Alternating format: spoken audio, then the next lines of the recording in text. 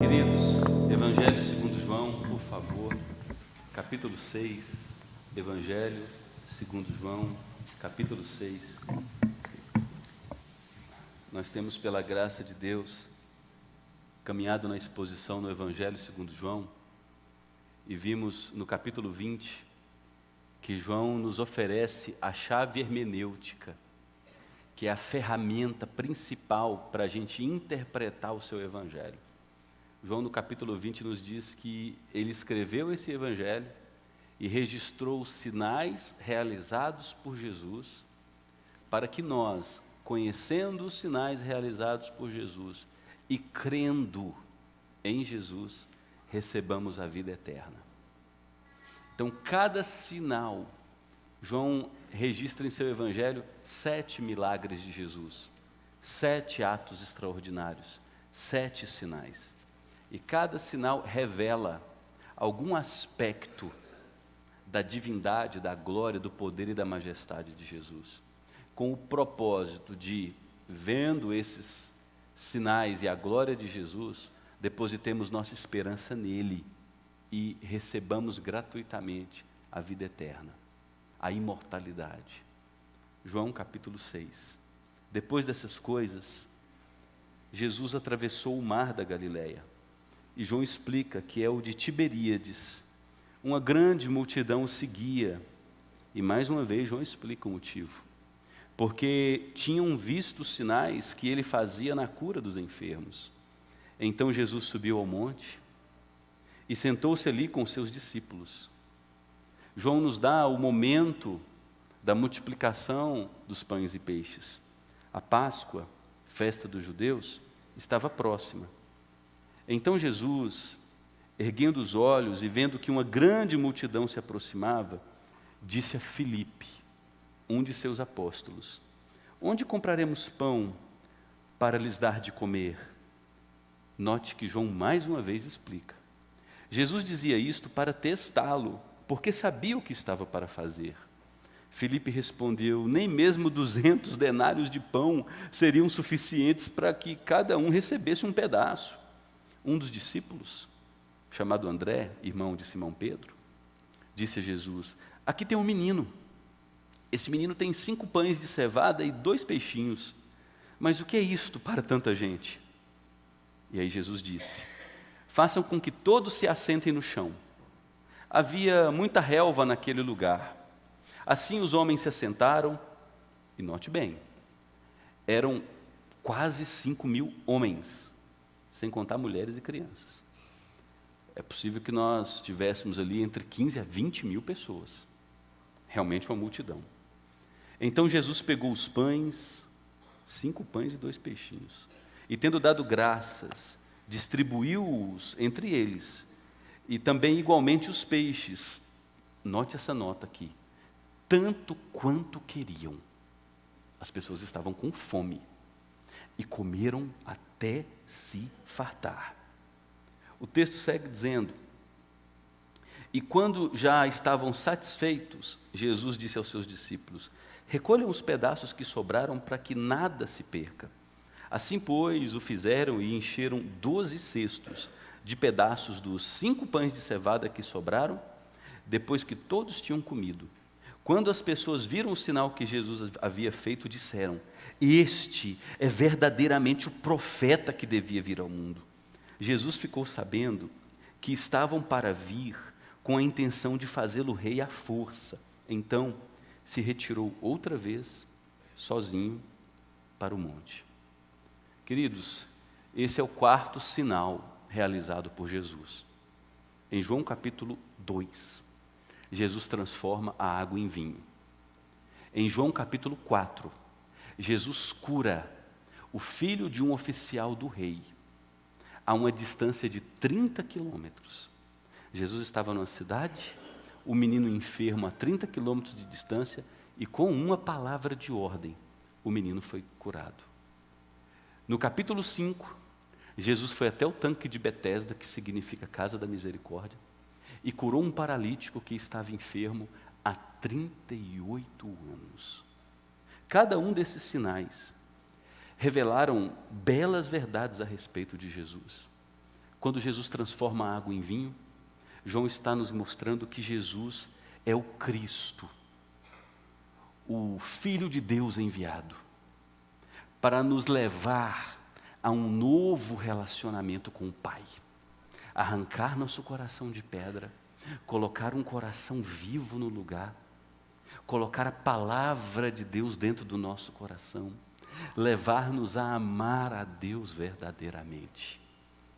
O primeiro sinal aponta para isso. Ele é o Messias, o Salvador. E em sua pessoa está a vontade de Deus, que nos concederá a bênção das bênçãos.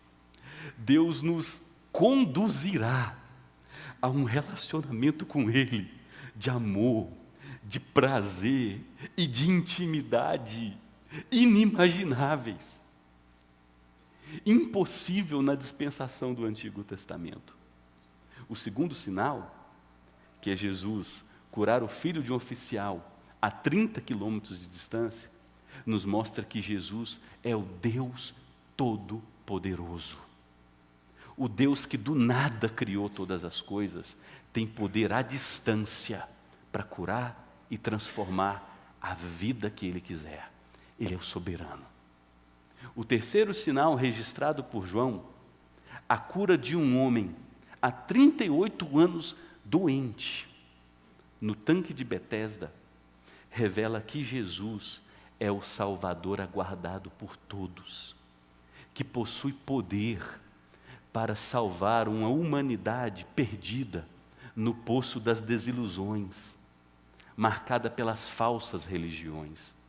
Como nós vimos, aquele homem acreditava num misticismo e numa superstição infundados, de que uma vez por ano um anjo vinha, mexia nas águas, e o primeiro que pulasse na água seria curado.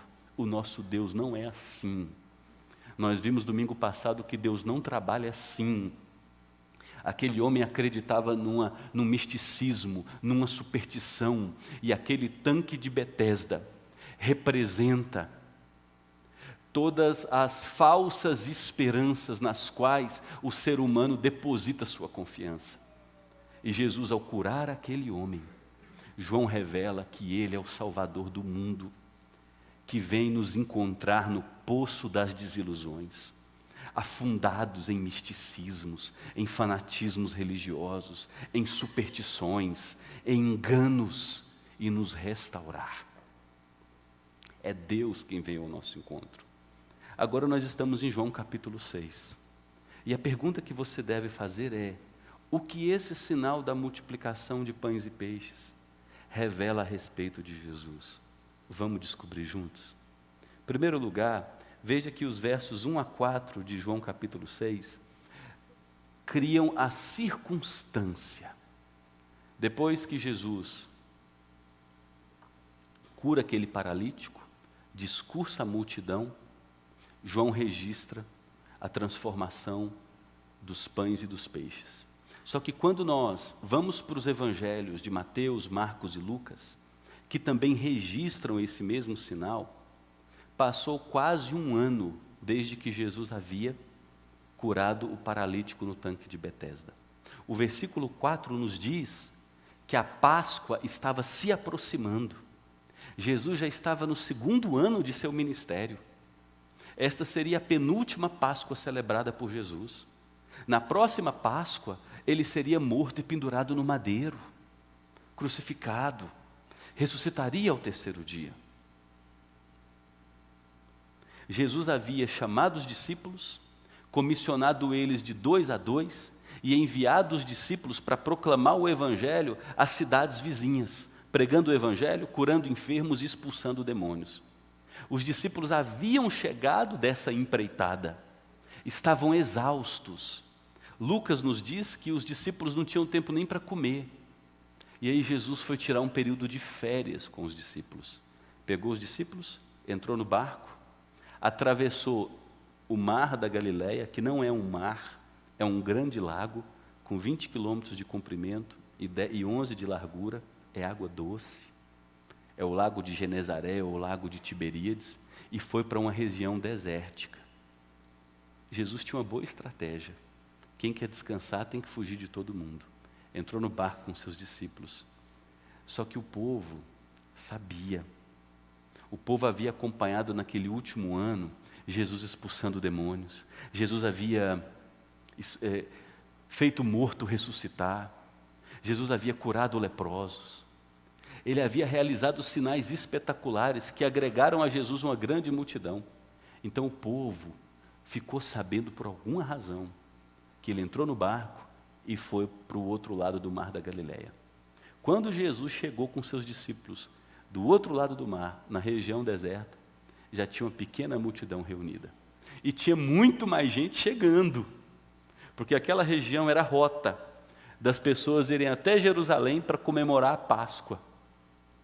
E por ser rota, teria uma multidão muito maior, quase 20 mil pessoas, caros irmãos e irmãs. E aí o texto de Marcos nos diz que Jesus chegou ali para descansar com seus discípulos, viu aquelas multidões e se encheu de piedade delas. Ele as enxergou como pessoas aflitas, cansadas, porque eram ovelhas que não têm pastor. E aí ele começou a ensinar o evangelho do reino. Ele curou as enfermidades daquelas pessoas. E foi o dia todo nessa rotina. O dia ia chegando ao final, e aí nós vemos a segunda parte do texto, dos versos 5 a 9, é a preparação para o milagre.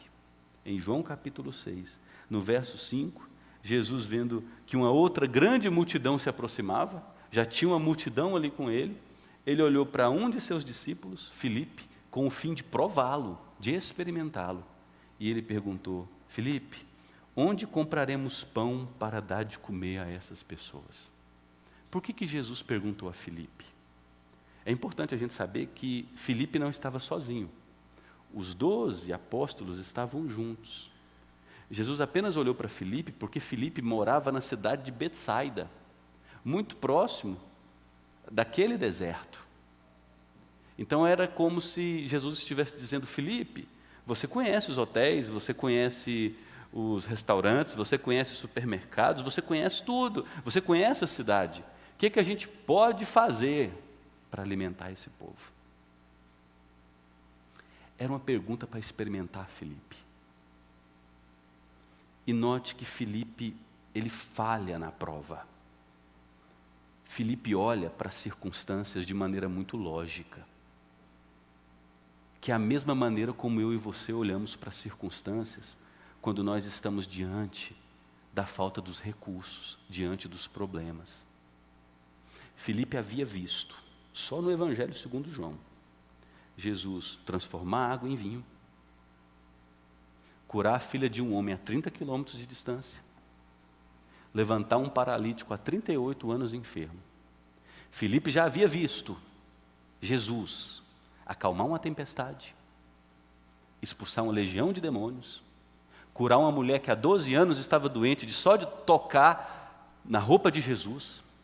Filipe havia visto Jesus chegar à casa de uma menina de 12 anos morta e dar uma ordem: Talita, cumi, menina, eu te mando, levanta. E Filipe viu essa menina acordar e levantar e ser restituída aos pais. Qual era a resposta que Filipe deveria ter dado a Jesus? Jesus, eu não sei onde comprar pão para essa multidão, mas o que eu sei é que o Senhor tem poder. O que eu sei é que o Senhor é capaz, porque eu já vi o Senhor fazendo. Eu não tenho uma resposta lógica para te dar, nós não temos recursos, mas Deus, eu sei que Tu podes.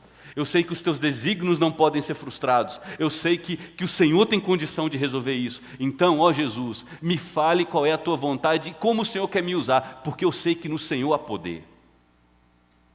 E a gente precisa aprender esse princípio que Jesus ensinou a Filipe como igreja. Nenhuma igreja cresce, nenhuma igreja planta outras igrejas, nenhuma igreja se torna missionária, sustentando missionários, abençoando pessoas ao redor do mundo, matando fome de pessoas, porque tem recursos sobrando no caixa. Nós não podemos trazer para a igreja a mesma lógica dos nossos negócios. A mesma lógica que o mundo usa. Nós somos uma comunidade espiritual que depende do poder de Deus. Todas as igrejas que eu conheço, que cresceram, tiveram que investir em construção, reforma, crescer, tornaram missionárias, plantando outras igrejas, não tinham arrecadação suficiente para aquilo. Tiveram que aprender um princípio. Nós não temos, pela lógica não dá, mas nós temos fé, que Deus está nos movendo nessa direção, que Deus deseja fazer. Queridos, e a incredulidade está o tempo todo batendo a nossa porta. Ora, responda para mim, o que é a ansiedade a não ser a incredulidade refinada? Eu não creio que Deus vai cuidar do meu hoje, eu não creio que Deus vai cuidar do meu amanhã, eu não creio que Deus vai cuidar do meu depois de amanhã, ainda que eu tenha visto em toda a minha história que Deus nunca falhou e que por meio de seu poder maravilhoso, Ele sempre supriu a minha vida com graça e abundante bondade. A incredulidade nos cega para o passado, nos torna angustiados quanto ao amanhã e rouba o nosso presente. A incredulidade, ela se apresenta como muito lógica. A incredulidade, ela fez faculdade de matemática. A incredulidade é contábil. Mas a fé nos convoca a olhar para Deus e dizer: eu não sei, mas Tu podes. Eu já vi o Senhor fazendo tudo. Filipe falhou no teste. André quis dar uma ajudinha, porque André também morava em Betsaida. Nessa hora Pedro ficou calado, não sei por quê, porque Pedro gostava de falar e era precipitado. André disse: olha, eu descobri um menininho, andando por aqui no meio dessa multidão, que tem 5 pães. E o interessante de João é que João caracteriza os pães. João diz, ele tem, no versículo 9, 5 pães de cevada. Queridos, o pão comido naquela época era o pão feito de trigo. O pão de cevada era para os pobres. O pão de cevada não era nem de longe equivalente ao nosso pão francês. Era uma espécie de um bolachão, que um adulto comia de 5 a 7. Dependendo, né, Roskilde? No seu auge eram uns 15, hein? Então um adulto comia de 5 a 7 pães de cevada. Aqueles 2 peixinhos, a palavra para peixinhos aqui é muito diferente das palavras usadas no original para peixe. Era peixinho pequenininho, provavelmente um peixe salgado, para fazer com que aqueles pães de cevada descessem melhor, sabe? Aí André diz, Jesus, tem esses 5 pães e 2 peixinhos aqui, esse peixinho é um tira-gosto para engolir o pão melhor. Mas o que é isso para essa multidão? O que é isso para essa multidão? André também revela a sua incredulidade. Ele é contábil, ele é preciso, ele é lógico, ele é matemático. Mas a lógica do reino de Deus extrapola a nossa razão e o que nós enxergamos. O milagre foi preparado. E aí no versículo 10, dos versos 10 a 13, a gente tem um milagre sendo realizado. Jesus deu a ordem: reúna as pessoas, faça com que as pessoas se assentem sobre a relva. Era um espaço com relva, grama curtinha, capim curtinho. E os outros evangelhos dizem que Jesus disse, olha, divida essas pessoas em grupos de 50 e em grupos de 100, para ficar mais fácil organizar. Porque você imagina uma multidão de quase 20 mil pessoas com fome.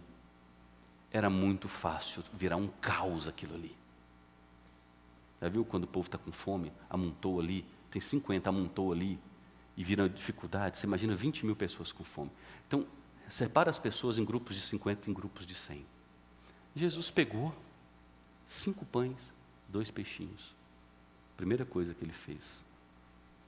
E foi o mesmo expediente que ele utilizou antes de ressuscitar Lázaro, que nós vamos ver lá na frente, daqui a algumas exposições. Ele orou ao Pai. Ele agradeceu a Deus Porque Deus, em sua soberania, Ele ainda deseja usar os nossos poucos recursos para realizar seus milagres extraordinários. Ele agradeceu ao Pai, por seu Pai que enviou seu Filho ao mundo e estava revelando quem o seu Filho é para esse mundo. E aí Jesus começa a partir os pães, os bolachões, colocar nos cestos, entrega para os seus 12 discípulos, seus 12 apóstolos, pega o peixe, dois peixinhos, e vai partindo peixinho, e vai surgindo mais peixe, vai surgindo mais pão, e o povo vai vendo aquilo, 5.000 homens famintos, mulheres e crianças, e o povo daquela época não é igual a gente, que com 30 e tantos anos não tem filho, o povo tinha filho, pode pôr de 15 a 20 mil pessoas, terminou de comer até fartarem-se, Jesus ordenou aos seus discípulos recolherem o que sobrou, porque o desperdício é pecado. O que sobra pode abençoar a gente, o que sobra pode ser bênção para a nossa vida. Eu ouvi uma pregação recentemente nesse texto, e o pregador disse que em 1961 aconteceu um grande avivamento na África do Sul, numa das tribos. E em 1981, o avivamento ainda era sentido. E aquela região recebia igrejas do mundo todo. E eles é quem serviam as refeições para os turistas, os seus irmãos em Cristo do mundo todo. E os brasileiros foram para lá. Aí os brasileiros foram lá, e era uma região pobre, mas um povo trabalhador, honesto. E todos os pratos deles eram à base de milho, a cultura predominante naquele país. Aí os brasileiros iam lá, serviam, e esse pastor contando que ele estava na caravana. E aí o povo experimentava, não gostava, ia lá e jogava a comida fora. E aí o pastor da igreja, com muito amor, mas muita firmeza, pegou o microfone e disse: irmãos, o alimento é um dom de Deus, é uma dádiva da provisão de Deus. E o que a gente deve fazer com a provisão de Deus? Jogá-la fora? Valorizemos a dádiva de Deus, valorizemos os dons que Deus tem nos concedido, o fruto da terra. Imagina a brasileirada lá depois de uma dessa. Comia o milho todinho, menino, caladinho. Quem não queria, não colocava no prato. Jesus disse: olha, pegue as sobras e vamos guardar. Não é resto de comida, não.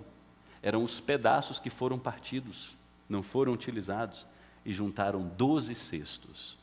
Por que juntaram 12 cestos? Porque eram 12 apóstolos. E cada um dos apóstolos, responsável pela distribuição, deveria ter a experiência de, ao recolher aquele cesto dele cheio e ver os outros 11 cestos sendo recolhidos cheios, ele deveria ter a compreensão: eu estou diante do Rei da Glória, eu estou diante de um homem que realiza milagres extraordinários e é todo poderoso. Eu estou diante do Salvador, do Messias prometido, do Deus vivendo entre nós, daquele que pode mudar todas as coisas, transformar qualquer vida. Este era o propósito. E aí nós temos, nos versos 14 e 15, a descrição das reações da multidão diante do milagre de Jesus e a reação de Jesus. Note que Jesus teve duas reações. No versículo 14, quando as pessoas viram o sinal que Jesus havia feito, elas disseram: este é verdadeiramente o profeta que devia vir ao mundo. Em primeiro lugar, as pessoas se lembraram de Deuteronômio capítulo 18, versículo 15. Moisés havia dito: haverá o dia em que Deus levantará um profeta maior que eu. Entre vocês, ouçam a voz desse profeta. Ele é o enviado de Deus, o Salvador. Então, em primeiro lugar, as multidões compreenderam. Esse é o profeta enviado por Deus ao mundo, para salvar o mundo. Só que a compreensão que o povo tinha de salvação não era a compreensão correta, porque nem os apóstolos tinham a compreensão correta. Jesus, nem 200 denários pode alimentar essa multidão. 200 denários é quase 40 mil reais. Se os apóstolos não tinham essa compreensão de quem era Jesus, muito menos o populacho. Note a segunda reação que eles tiveram. No verso 15, Jesus ficou sabendo que estavam para vir com a intenção de fazê-lo, mas de fazê-lo rei como? À força. João é detalhista. As pessoas pegariam Jesus e a partir daquele momento elas diriam: agora nós temos uma agenda definitiva para a sua vida. Nós somos um povo oprimido pelo jugo do Império Romano, a maior potência planetária. Os judeus não tinham rei, não tinham governador, não tinham poder para eleger seus juízes, seus procuradores.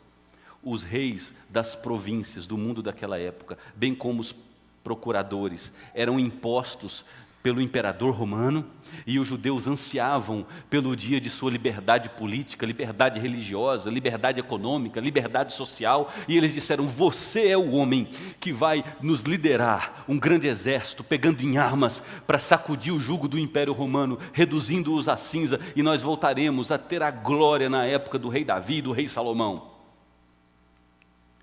Só que o reino que Jesus veio trazer ao mundo não é um reino político, é um reino espiritual. O verso 15 termina aqui dizendo que Jesus foi se retirar outra vez, fugiu, escapuliu, escafedeu-se, sozinho, para o monte. Jesus havia sido assediado dessa maneira, lá em Mateus capítulo 4, pelo diabo. Depois dos 40 dias de jejum, o diabo apareceu, levou Jesus em espírito para o alto de um monte, mostrou a Jesus todos os reinos desse mundo, vocês lembram? E o diabo disse: se você se ajoelhar diante de mim, eu vou te dar tudo. Note, gente, note, que o reino deste mundo,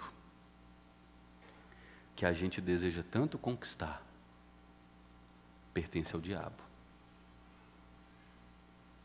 E aí Jesus diz: afasta de mim, Satanás, adorarás somente ao Senhor teu Deus, e só a Ele prestarás culto.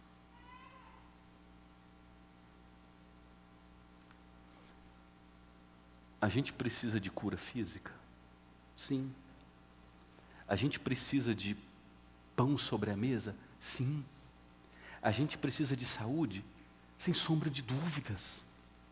A gente precisa de um trabalho para ter para onde ir e ter de onde voltar? É claro, ninguém questiona isso. Mas a nossa maior necessidade foi ofertada por Jesus e os homens a recusaram.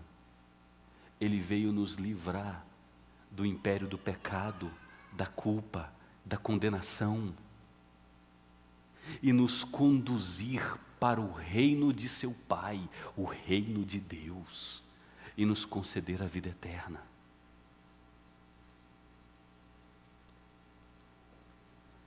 Como é que a gente conclui essa mensagem? Em primeiro lugar, caro irmão e irmã, o alvo de João, ao revelar esse milagre de Jesus, a multiplicação dos pães e peixes, foi deixar claro que Jesus é o verdadeiro pão da vida. Quem se alimenta de Jesus será nutrido para a eternidade. Note, do verso 16 ao verso 21 de João 6, Jesus caminha sobre a água. Nós veremos isso domingo que vem, se Deus permitir. No verso 22, do verso 22 em diante, Jesus foge da multidão, ele entra no barquinho e vai para o outro lugar. A multidão fica sabendo de novo onde Jesus estava, vai atrás dele. Note o que é que acontece nos versos 26 e 27. Quando Jesus viu a multidão, no verso 26 ele disse: em verdade vos digo que vocês estão me procurando, não porque vocês viram sinais, mas porque vocês comeram os pães e ficaram satisfeitos. O que Jesus disse aqui? Vocês estão atrás de mim, não porque estão se rendendo aos sinais para os quais os milagres apontam. O sinal que o milagre aponta é que eu sou o pão que vocês tanto precisam. Eu sou o alimento que tão desesperadamente vocês têm carência.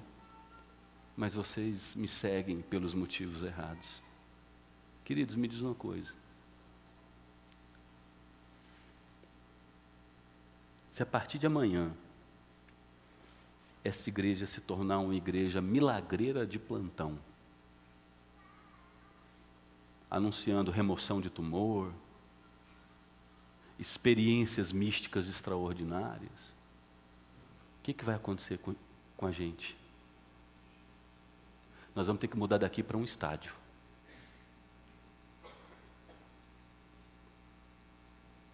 Vocês estão me seguindo, não porque vocês creram no verdadeiro sinal. Eu sou o pão para matar a fome de vocês. Vocês são interesseiros, supersticiosos, místicos, religiosos. Vocês só olham para o ventre, para as necessidades imediatas, mas há a bênção da vida eterna. Se você observar o versículo 35, Jesus disse de maneira muito clara àquelas pessoas: eu sou o pão da vida, quem vem a mim jamais terá fome. Jesus promete saciar, dar propósito, salvar, dar contentamento, dar a verdadeira alegria que o mundo não pode dar. Quem vem a mim, no final do verso 35, jamais terá sede. Note o que João nos diz nos versos 38 em diante: eu desci do céu, não para fazer a minha vontade, mas a vontade do meu Pai que me enviou. E no verso 39 Jesus explica: e a vontade do meu Pai que me enviou é esta, que eu não perca nenhum de todos os que o Pai me deu, pelo contrário, eu o ressuscitarei no último dia. Para o que a multiplicação de pães e peixes apontam? Para o fato de que Jesus é a verdadeira vida que vinda ao mundo pode dar a todos aqueles que se alimentam dele vida eterna dentre os mortos. Isso é muito mais que pão e peixe, isso é muito mais que necessidades materiais imediatas. E Jesus reafirma isso no verso 40, de fato, a vontade de meu Pai é que todo aquele que vir o Filho e nele crer tenha a vida eterna, e eu o ressuscitarei no último dia. No verso 47 ele reafirma isso: em verdade lhes digo, quem crê em mim tem a vida eterna. E novamente ele fala: eu sou o pão da vida. E Jesus relembra os 40 anos que os israelitas passaram pelo deserto, depois que atravessaram o Mar Vermelho, saindo da escravidão do Egito, e por 40 anos comeram o pão que caiu do céu, que Deus enviava todos os dias. No verso 49 Jesus diz: os pais de vocês comeram o maná no deserto e morreram. Jesus está dizendo: esse pão que a gente come, os milagres que a gente vive atrás, eles vivem dando mais fome para nós. Você enche a sua barriga agora, amanhã cedo você está com fome de novo. Você vê um sinal, o sinal por si só, o milagre por si só não tem poder para te salvar. O milagre não tem poder para gerar em você arrependimento. O milagre não tem poder para gerar em você convicção de erro. Os milagres, eles têm um único propósito: levar-nos a Jesus, o verdadeiro pão da vida. Portanto, milagre sem pregação do Evangelho é insuficiente. É por isso que Jesus está tendo esse discurso com a multidão, porque as pessoas viram o milagre, entenderam tudo errado e agora elas precisavam da explicação de Jesus. Para o que o milagre aponta? Porque milagre sem palavra não nutre ninguém. E Jesus está explicando o milagre. E no verso 47, 48, ele diz: eu sou o pão da vida, os pais de vocês comeram o maná e morreram. E no verso 50 ele diz: este é o pão que desce do céu, para que todo que dele comer não pereça. Eu sou o pão vivo que desceu do céu. Se alguém comer deste pão, viverá eternamente. E novamente ele termina o verso 51 dizendo: e o pão que eu darei pela vida do mundo é a minha carne. Eu vou morrer para que vocês se alimentem do meu sangue derramado da cruz, dos méritos da minha obra, e ao se alimentarem dos méritos da minha obra, vocês recebam vida, e vida em abundante, gratuitamente do meu Pai que me enviou.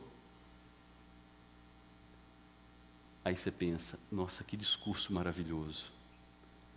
Jesus teria sido expulso da maioria dos púlpitos hoje, porque as pessoas não gostaram desse discurso. As pessoas queriam milagre, não pregação. No versículo 60 de João 6, note o que diz: muitos dos seus discípulos, tendo ouvido essas palavras de Jesus, de que elas tinham que se identificar com Ele, comer da carne dEle, beber do sangue dEle para serem salvas, olha o que as pessoas disseram: duro é esse discurso, quem pode suportá-lo? Daquele momento em diante, muitos discípulos deixaram de andar com Jesus, porque queriam um milagreiro, não o pão da vida, não a vida eterna. E aí Jesus olhou para os seus discípulos, no versículo 67, para os seus apóstolos, e perguntou o seguinte: e vocês querem ir embora também?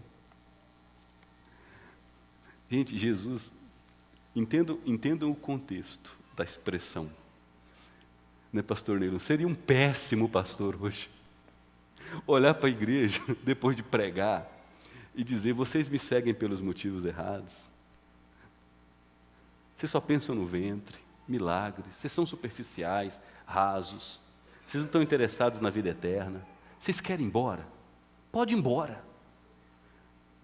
Porque ser meu discípulo é comer a minha carne. Ser meu discípulo é beber meu sangue. Ser meu discípulo é morrer para si todo dia. Ser meu discípulo é carregar a cruz, é negar a si mesmo e me seguir. Ser meu discípulo implicará perseguição, morte para o eu. Você quer ir embora? Vá. Porque eu estou sendo claro sobre o preço do que é me seguir. Meu Deus do céu. Aí olha Pedro, agora Pedro falou uma coisa boa, gente. Pedro disse, no verso 66, Senhor, para quem iremos?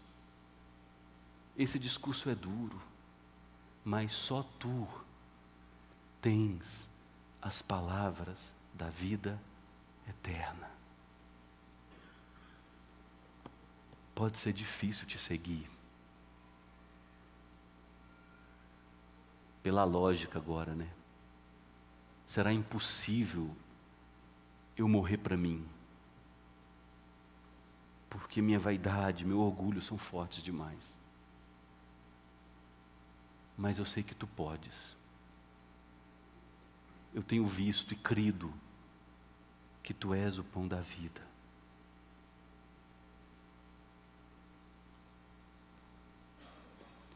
Queridos, eu concluo essa reflexão dizendo que a incredulidade sempre nos perseguirá. A incredulidade para esvaziarmos a palavra de seu peso.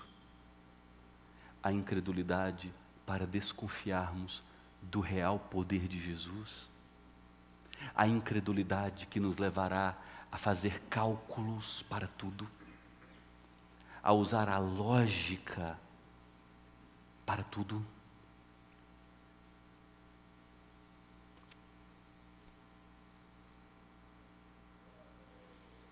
Você precisa todos os dias lutar contra a incredulidade. Porque o tempo todo você e eu estamos fazendo cálculos. O tempo todo você está dizendo: esses 5 pães e 2 peixinhos aqui, que valor tem para fazer essa grande obra?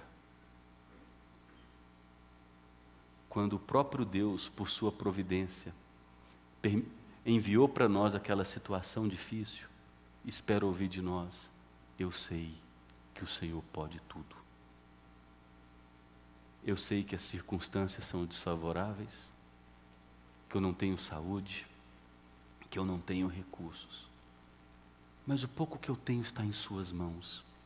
Eu entrego a ti, e eu sei que o Senhor fará o teu milagre. Cuidado com a incredulidade, ela vai roubar a tua alegria, vai te marcar com ansiedade, com preocupação, vai sequestrar a tua oração, vai prejudicar a tua confiança. Cuidado com a incredulidade. E eu e você somos convocados. Eu não gosto da expressão convidados. Deus está nos convocando: venha, eu sou o pão da vida. Nós somos convocados a descansar em Deus e a louvá-lo pela bela obra realizada por Jesus, pois Jesus, além de prover para nós sustento diário, Ele nos garantiu por meio de sua obra maravilhosa a vida eterna, a imortalidade. Ele é o pão vivo que desceu do céu, e quem dele se alimentar terá a vida eterna. Amém.